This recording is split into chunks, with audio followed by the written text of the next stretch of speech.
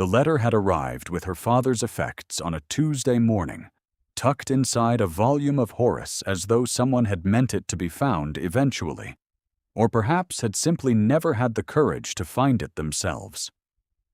Cecily Morrow had read it twice.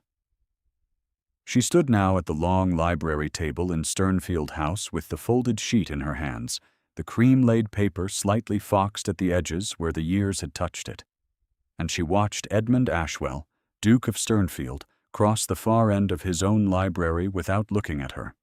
He moved with the particular economy of a man who had learned to keep his physical self under strict governance. She had been in his household for 4 months, and she knew the quality of his silences the way one knows the quality of the weather through stone walls. She knew it not by seeing, but by the pressure it exerted. He reached the window at the far end and stood there, a hand at the sill, looking out at the October grounds. He had not yet registered her presence. The letter in her hands was dated 8 years prior, in a hand she did not recognize until she read far enough to find the signature.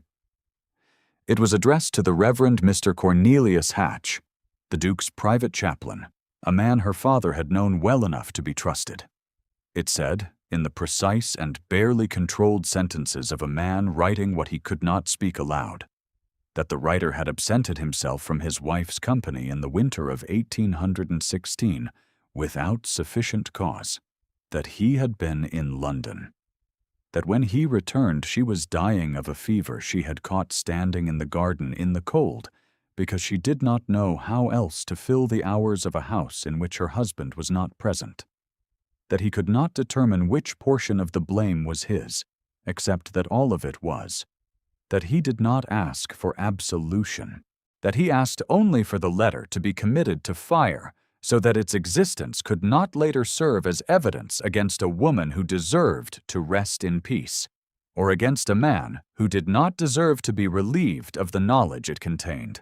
It was, Cecily thought, the most honest thing she had read in years.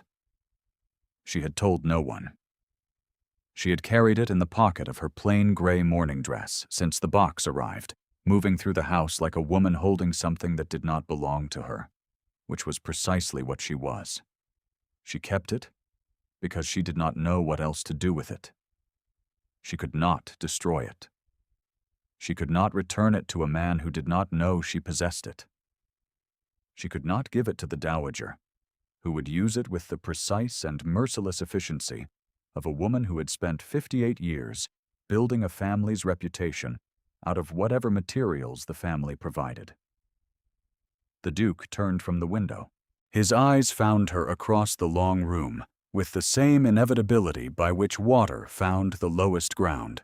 He had very dark eyes, gray-green in most lights, and a face that had been arranged by years of private discipline into something that gave away less than stone. He looked at her. He looked at what she held. She did not move. "Miss Morrow," he said. His voice was level. It was always level. "Your Grace," she said. He did not come toward her. He stood at the window as though the distance between them were a thing he was managing consciously, the way one managed a fire by calibrating precisely how much air to allow it. The morning light lay flat and cold across the long room. Somewhere in the floors above, she could hear Thomas running in the nursery corridor, the 8 quick footsteps, and then the pause that meant he had been told, again, to walk. The Duke looked at the letter, and then he looked at her face, and she watched something in his expression change, with a slowness that would have been invisible to anyone who had not spent 4 months learning to read it. "Where did you find that?" he said. It was not phrased as a question. She pressed the foxed letter flat against her palm. The broken seal caught the light. She thought of her father, who had spent his life in quiet service to other people's words, other people's documents, other people's grief, and had died with a house full of papers he had never sorted, and a daughter who had learned from him that the most important things were always the ones that no one spoke aloud. "Among my father's effects," she said. They arrived this morning. She did not look away from him. He did not look away from her. Outside the window, a pale October sky held its breath. Her father, Mr. George Morrow, had kept archives for half the county's established families, and he had done it with a scholar's reverence and a tradesman's discretion, which meant he was trusted everywhere and invited nowhere. He had possessed a capacious memory, a modest house in Berkshire, and a daughter he had raised in the company of other people's books, because there was nowhere else to raise her. Cecily had learned to read from his employer's shelves. She had learned Latin from their discarded grammars. She had learned the geometry of social distance from the way people spoke to her father in rooms that did not contain his employers, warmly, briefly, while they were in transit to somewhere else. He had died in the August of that year, quietly, of a complaint that had been quiet for 3 years before it killed him, and had left her a house full of 30 years' worth of borrowed trust, a small inheritance that would carry her perhaps 18 months, and no particular prospect. The position at Sternfield House had been arranged through Mr. Prentice, her father's solicitor, and a man of careful practical kindness, who had written on her behalf to the Dowager Duchess of Sternfield, who was known to require a companion with organizational capabilities and the particular kind of discretion that came from good breeding without good fortune.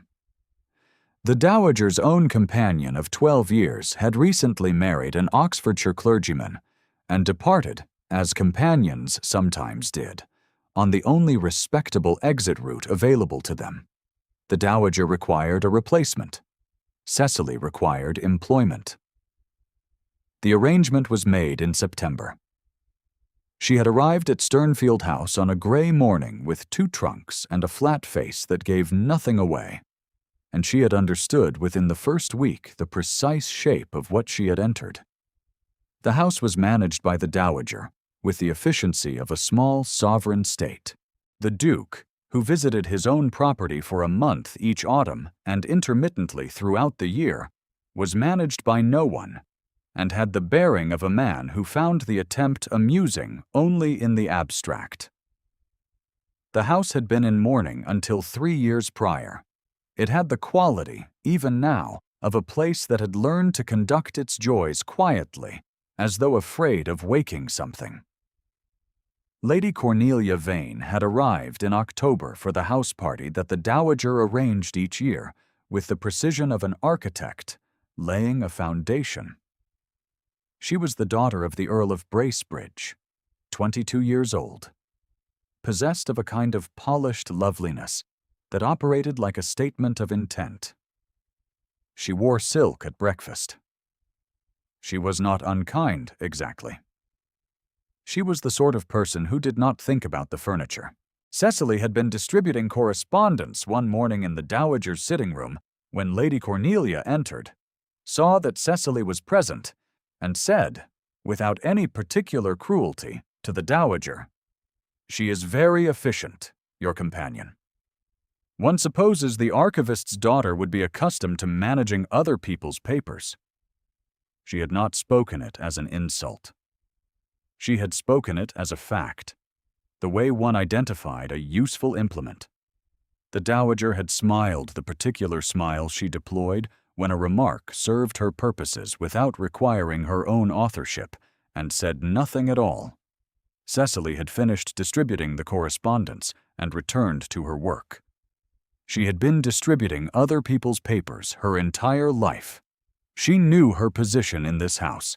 She was a function, not a person. She existed within its social grammar in the category of staff that had learned to appear well-dressed. She had watched the Duke arrive in mid-October, driving his own curricle in from the Gate Road with Viscount Hale beside him, and she had observed him the way she observed everything in this house, carefully, at a professional distance, with the trained quietude that her father had taught her was the only safe register for a woman of her situation. She had not expected him to be the kind of man who stopped in doorways to listen, who stood a half-step aside when a servant was carrying something heavy, so the servant had room to pass without apology. who spoke to Thomas, his young ward, in complete sentences, with no condescension in them, as though Thomas were a full and serious person who happened to be 8 years old. She had not expected the letter. The box of her father's effects had arrived that Tuesday morning. She had opened it at the small writing desk in her room with the methodical care her father had instilled in her, working through the volumes, the folded papers, the letters tied with ribbon.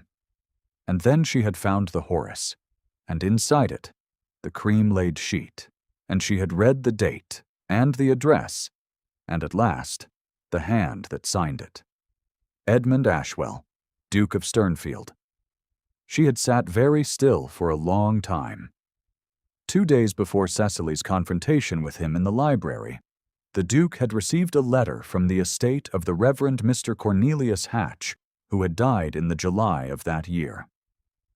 Hatch's executor was a nephew with no particular familiarity with his uncle's affairs, and he had written to advise that certain papers had been discovered among the late Reverend's possessions that appeared to be of a personal nature and had been addressed to third parties for safekeeping rather than destruction.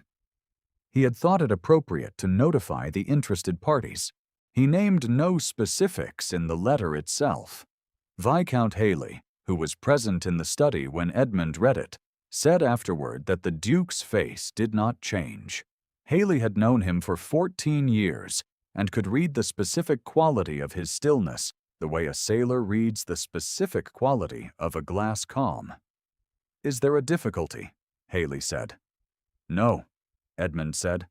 Haley did not believe him, but he had learned long ago that inquiry in the wrong direction produced only a very clean and quiet wall, so he said nothing further and turned back to the newspaper.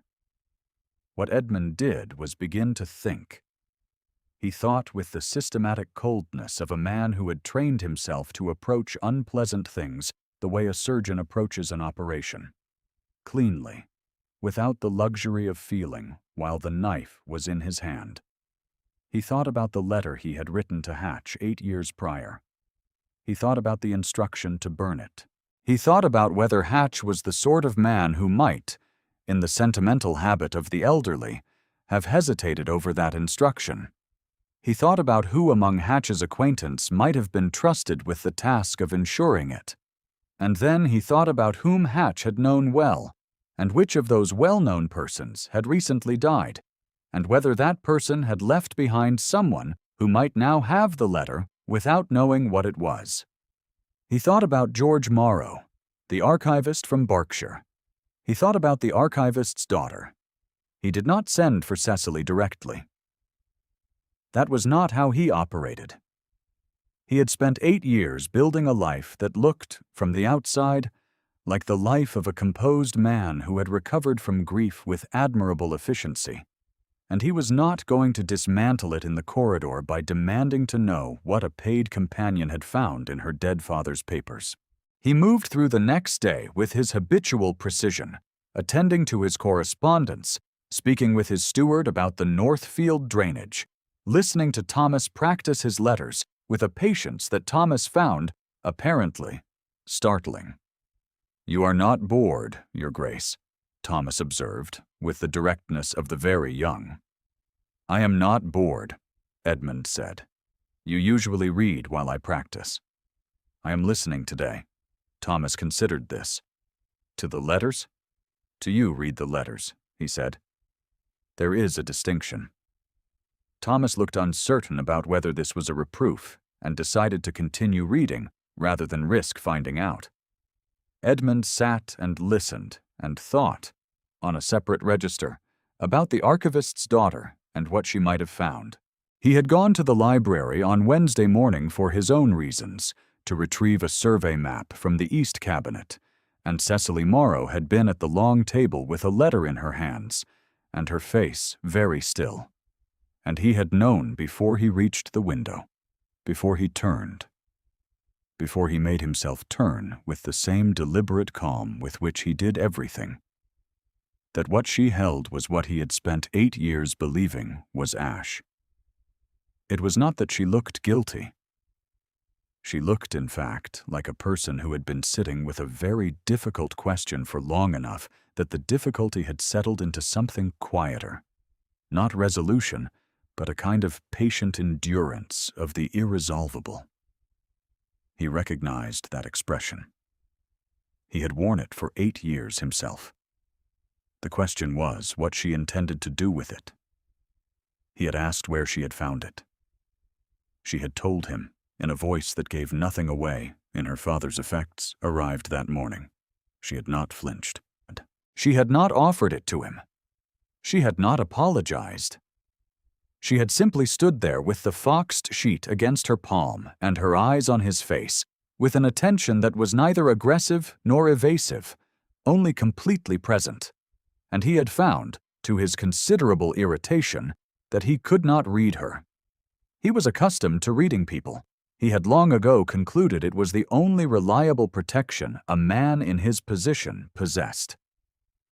"Keep it," he said after a moment that stretched longer than he had intended. She looked at him with a measured caution. "Your Grace." "Keep it," he said again. "Until I speak with you further. Tell no one." He had taken his survey map and left the library, and behind him he heard nothing at all, which was what she sounded like when she was thinking. She knew what the letter contained. She had not told him that. When he said, "Keep it," when he looked at her with those gray-green eyes that were always in the process of measuring some precise interior distance, she had said nothing about having read it twice already. She had not been given the letter under false pretenses. She had found it among her father's effects, addressed to no one, in a volume her father must have opened 100 times. It had not been sealed when she found it. It had not been marked private. She had been raised in archives, and she knew very well that papers not sealed and not marked were papers a careful person would read. She had read it. She had read the Duke of Sternfield's private accounting of his own culpability in the death of a woman she had never met, written in the hand of a man who had not expected anyone to read it.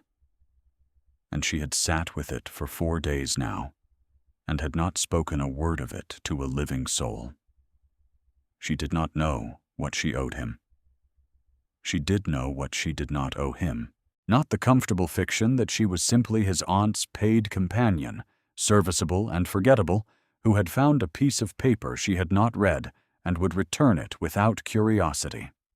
It was in this state of careful indecision that she spent the Thursday afternoon in the library with Thomas, who had been set loose from his Latin by an hour of good behavior and immediately found his way to her, as he tended to do when the house was full of adults in conversation.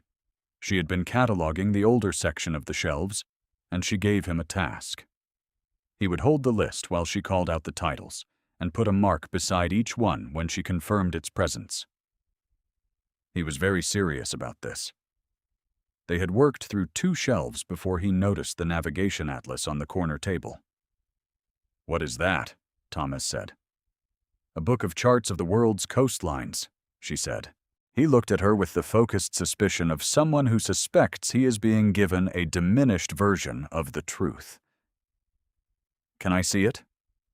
She brought it down and opened it at a random page, which proved to be the coastline of Brazil, and he was lost immediately. She sat beside him and read the names of bays and inlets aloud in the deliberate way her father had taught her, not flattening the foreign syllables, but giving them their proper shape. And when Thomas asked why the Portuguese had named a bay after a saint, she told him the whole history she knew, which was not comprehensive, but was honest about its limits. "Do you know everything?"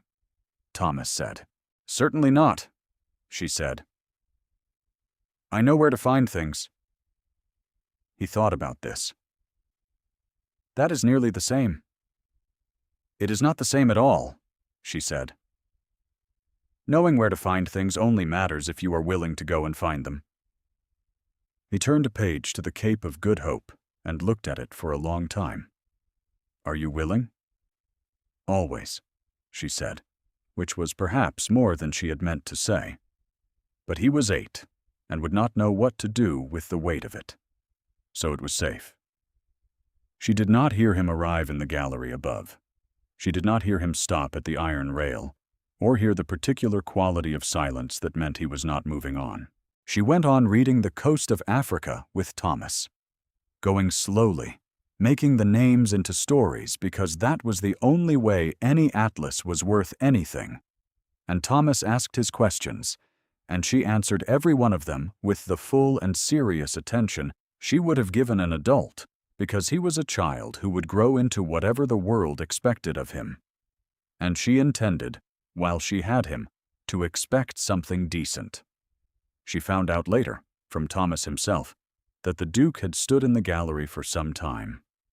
Thomas had noticed at the end, when the gallery door had made its particular sound, and had looked up and said, "Was that His Grace?" And she had said she did not know. And he had said he thought so, because His Grace's footstep was heavier on the left side than the right. The next day, at the Dowager's dinner table, among 12 assembled guests, Lady Dorothea said to Viscount Haley, within clear hearing of half the room, that the house party had been made more serviceable this year by the hiring of Miss Morrow, who was, as one would expect of the archivist's daughter, admirably suited to managing things that required no particular distinction. Several people nodded. Lady Cornelia smiled at her soup. Cecily ate her dinner and said nothing. He came to find her the following morning. She had expected it. What she had not expected was the specific manner of his arrival. Not a summons, not a note directing her to attend him at a particular hour, but simply the sound of the library door, the measured footstep, and then his voice saying Miss Morrow, in a way that did not leave room for pretending she had not heard. She was at the East Cabinet, which she had been reorganizing at his request. She turned. He closed the door. She noticed he did not lock it, which was correct, which told her something about how he thought he was conducting himself. The room was private, but not improper. He had calibrated the distance exactly. "You read it?" he said. It was not phrased as a question, and she did not treat it as one. "Yes," she said. She expected anger. She did not get it. She got something considerably more difficult, which was a stillness that was not cold, but was the kind of composure that lives one breath above the thing it is composing. He stood at a distance of perhaps 6 feet and looked at her with the gray-green eyes that she had spent 4 months learning to read without appearing to, and he said quietly, "Then you understand what I am asking you to do." "Return it," she said, "or destroy it." "Yes." She held his gaze. The letter was in her pocket. She was aware of it the way one is aware of a compass needle pointing north, not loudly, but constantly. "I have not told anyone what it contains," she said. "I will not. That is not sufficient." "I am aware," she said, "that you do not consider my word sufficient on the matter. I am asking you to consider it anyway." Something shifted in his face. Not a great deal. Enough that she saw it. "You intend to keep it," he said. She thought about this for a moment, because she owed him honesty, even if she owed him nothing else. "I intend to consider what should be done with it," she said. "Your chaplain did not destroy it. My father did not destroy it. I think there may be a reason neither of them could." The silence that followed was not comfortable, but it was not hostile. She felt it as a kind of weather, pressure without direction. He moved to the window again. It was his habitual position in difficult moments, she had observed. The window, the slight removal, the profile that communicated controlled thought. She waited. She was 24 years old, he said. His voice was steady in the way of something that had been steadied through long practice. Her name was Margaret. She found the house very quiet in winter. I did not know how quiet, because I was not in it. He paused. I came home when the doctor wrote to me. She was already feverish. She died 4 days later. Cecily did not move. She was not unhappy, he said, in the careful way of a man who had given this thought the same exhaustive attention he gave everything else. Or not at first. We had been married 2 years. The first year was not difficult. The second became more so, and I did not have the patience for difficulty that I ought to have had. I did not know then that patience was what was required. I thought removal was more kind. And you have spent 8 years knowing that it was not, she said. He turned from the window and looked at her. Something in her chest had grown very still.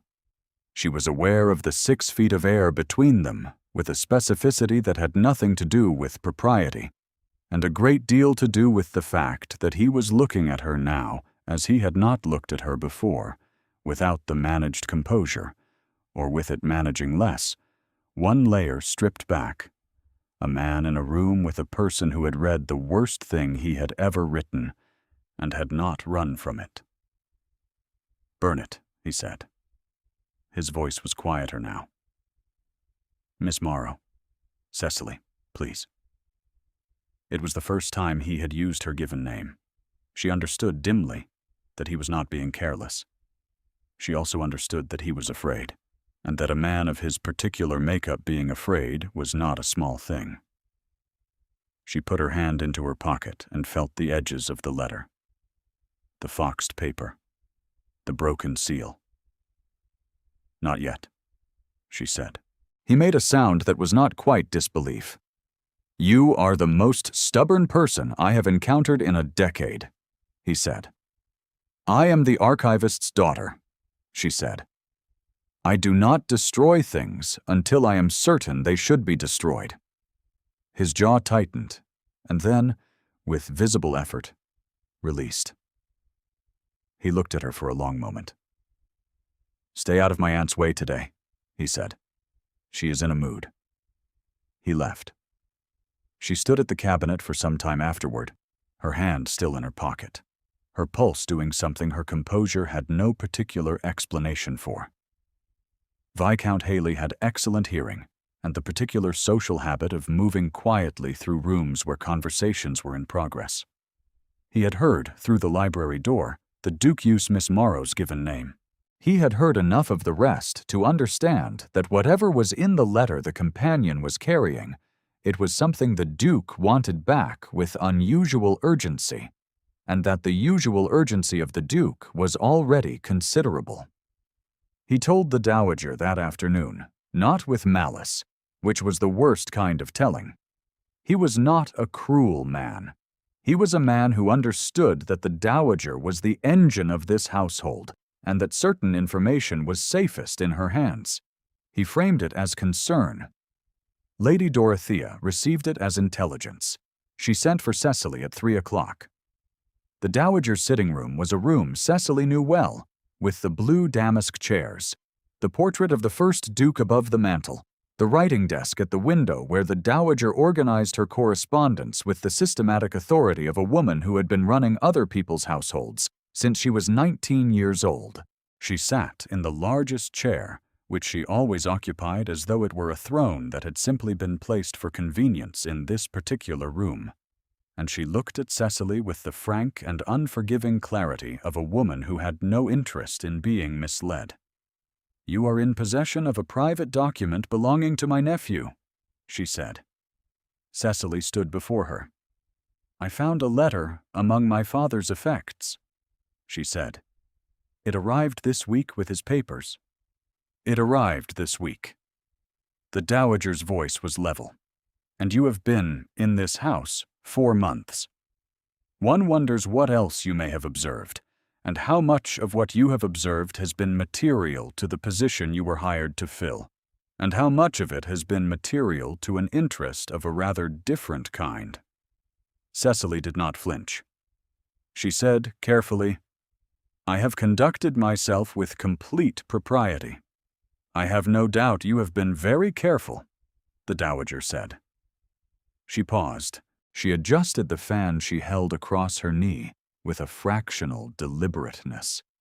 My nephew is to announce his engagement to Lady Cornelia Vane at the gathering tomorrow evening. It has been arranged for some weeks. It is appropriate to his station, and to the requirements of this house, and to the memory of the family he is obligated to continue. It is not an arrangement that benefits from complications of a private nature, least of all, complications involving the archivist's daughter, who has a letter she was not asked to carry, and a familiarity with my nephew that exceeds the terms of her employment. There it was. Cecily heard it as she heard the other two instances of that phrase, deployed to do the work of a verdict. The archivist's daughter. A useful thing, improperly positioned, a tool that had reached above its function. "I see," she said. "I expect you do," the dowager said. She was not unkind. That was the most difficult part of it. She was simply correct. By every measure, the world she had been built inside recognized. "You have been a capable employee, and I shall provide you a reference that says so without reservation. You will receive your quarter's wages in advance. I think it would be appropriate for you to be ready to leave by the following morning." Cecily thought of the letter in her pocket. She thought of Edmund's face in the library, stripped of one careful layer, his voice saying her name. She thought, he does not know she is doing this. And then she thought, it does not matter whether he knows. He is going to stand in a drawing room tomorrow evening and announce his engagement to a woman in silk. And that is the arrangement. And you are the archivist's daughter. And this is how it goes. Outside the sitting room window, the October ground stretched out toward the stone wall at the garden's edge, the bare trees past it, the gray afternoon sky above them. Cecily heard Viscount Hale's voice somewhere in the corridor beyond the closed door, and then a laugh, and then the sound of heels on marble, moving away. "Of course," she said. She kept her voice steady. She had always been good at steady. "Thank you for the advance, Your Grace." The dowager nodded. It was a nod that contained a kind of regret that had no room to do anything with itself. Cecily went to her room and began to fold her dresses, and the letter went into the inner pocket of her traveling bag, and she sat on the edge of the bed when the folding was done, and looked at her hands and permitted herself, for the space of exactly 5 minutes, to feel the full weight of all of it. She came downstairs the following morning with her bags in the corridor, intending to speak with Mrs. Ferris, the housekeeper, about the arrangement for a carriage, and she found Thomas in the front hall in his good coat, which meant he was going to be brought into the gathering that evening and was dressed early out of excitement. He looked at her bags. She had known Thomas for 4 months. She knew his face with the particular accuracy of a person who has spent many hours answering his questions, and she watched him understand what the bags meant. "Are you leaving?" he said. "Yes," she said. There was no version of this that was gentler. He was silent for a long moment. He said, "Does His Grace know?" She thought about how to answer honestly. "I think he will," she said. Thomas looked at her with the focused seriousness of a child who has understood something larger than he has the vocabulary for. He said, very quietly, "I do not think you should go." She crouched to his level, which she had always done because it was only respectful. "I know," she said. She patted his shoulder, which was not adequate, but it was what she had. "Go put on your gloves. You will be in the warm rooms tonight." She stood and carried the bags herself to the foot of the stairs and went to find Mrs. Ferris, and she did not see the Duke until that evening. She should not have been in the drawing room. She came in through the servants' passage to retrieve a shawl she had left in the small anteroom beyond it, because she had been cold waiting for the carriage arrangement to be finalized, and she had miscalculated the timing. The gathering was assembled, 20 people in candlelight, the Dowager at the center, Lady Cornelia beside her in pale blue silk with her hair dressed with small pearls, Viscount Haley near the mantel with a glass he was not drinking, Mr. Prentice standing to one side with the settled patience of a man present in a professional capacity. The room smelled of beeswax and hothouse roses.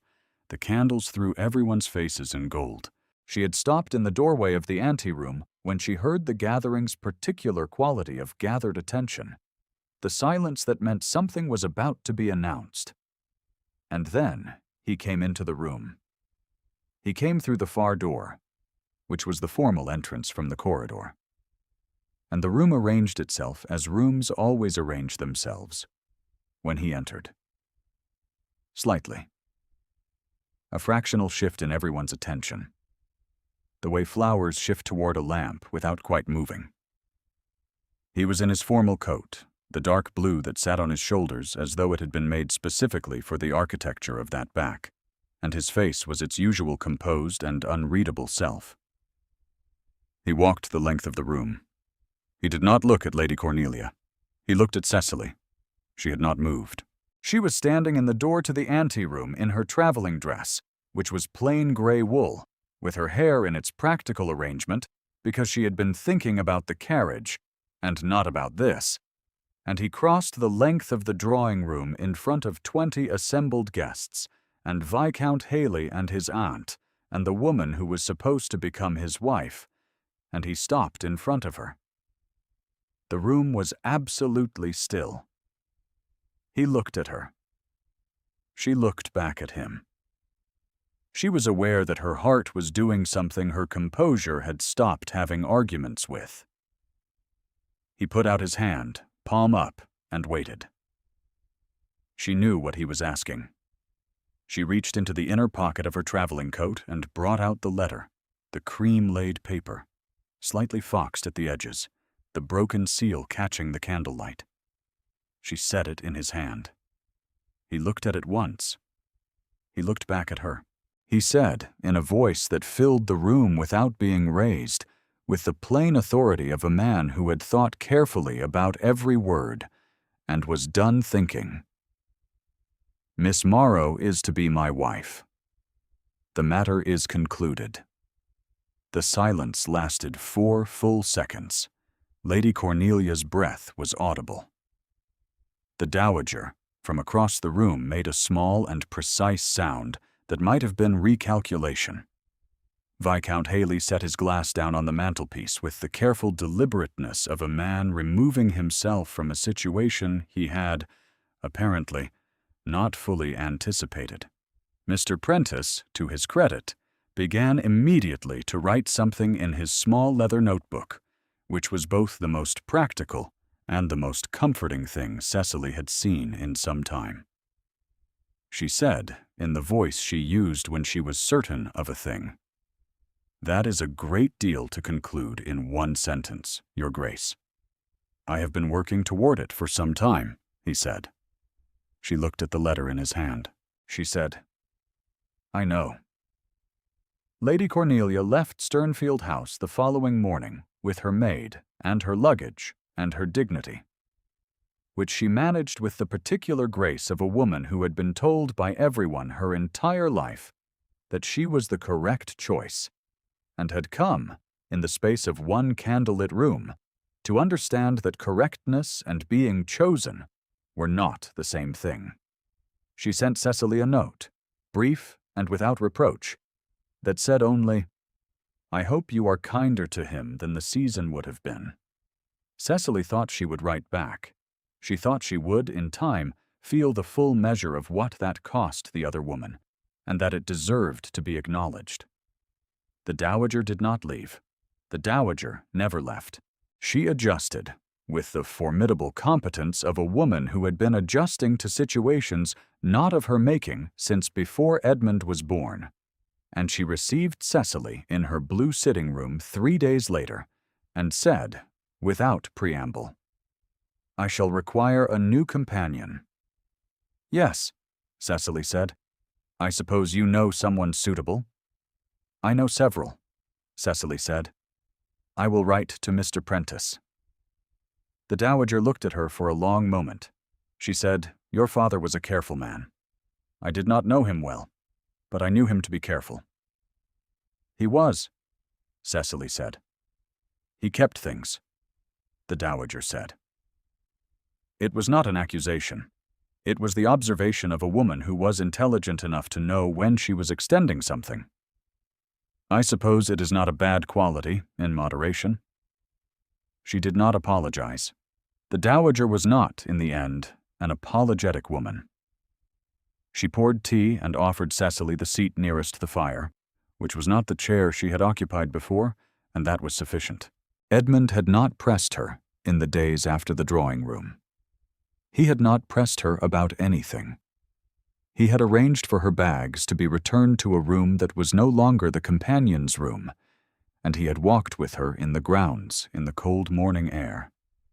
And he had told her, by increments, the things that the letter contained in prose.